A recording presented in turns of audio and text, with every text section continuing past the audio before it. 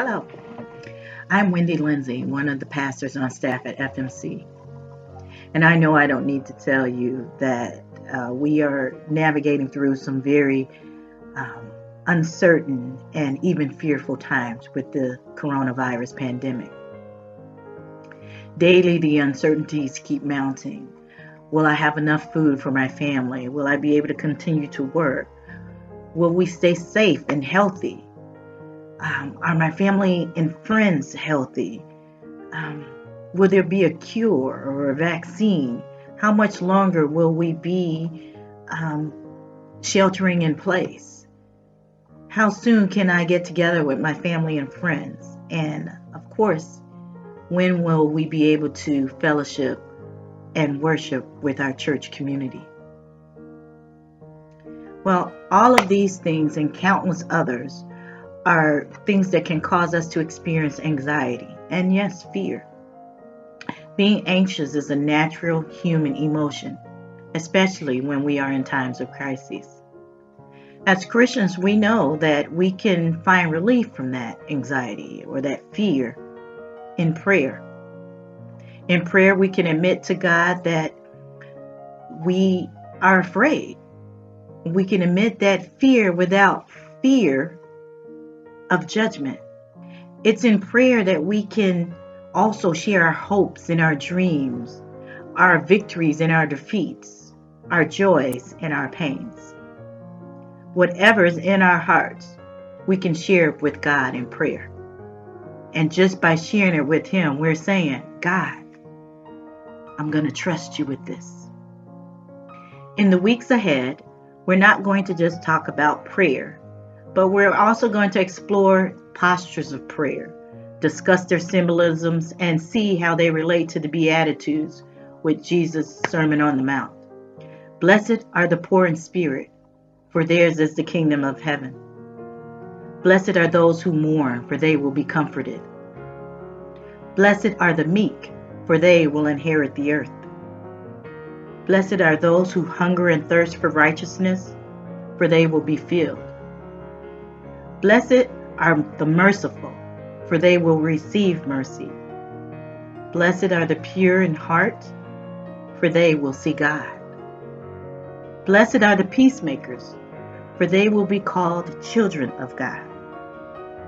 Blessed are those who are persecuted for righteousness, for theirs is the kingdom of heaven. Blessed are you when people insult you and persecute you and falsely say all kinds of evil against you because of me. Rejoice and be glad, for your reward is in heaven. For in the same way they persecuted the prophets who were before you. Matthew 5, verses 3 through 12. In the biblical accounts of prayer, many postures are described.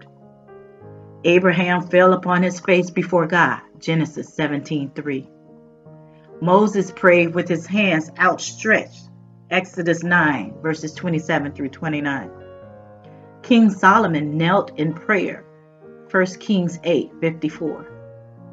Jesus prayed looking up to the heavens in Mark chapter 6, verse 41.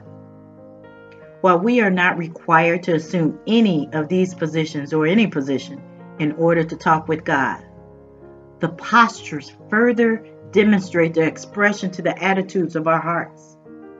Starting today, each week we will look at one of 8 postures of prayer. We will begin with lying prostrate before God. Of all of the positions, no position symbolizes humility better than being on our faces before God. This position is an acknowledgement of our total unworthiness. When God made the covenant with Abraham, Abraham recognized his unworthiness before God and fell on his face before the Lord. Genesis 17, 1 through 22. Lying prostrate before God is recognition of the need for God's mercy. When the leper came to Jesus for healing, he fell on his face and begged for mercy, saying, Lord, if you are willing, you can make me clean. Luke 5:12. Lastly, Lying prostrate before God is a right response to a serious crisis. Often, when the leaders of Israel faced impossible situations and knew that only God could deliver them, they fell on their faces before Him and sought His aid. Numbers 20, 2 through 6, and Joshua 7, 1 through 6. Friends, I believe we are in a crisis. Don't you? What is it that has you talking to God more these days? It doesn't have to be related to the virus. What can you seek God for and lie prostrate before Him? Friends, let's pour our hearts out to God. Let's seek His face like never before.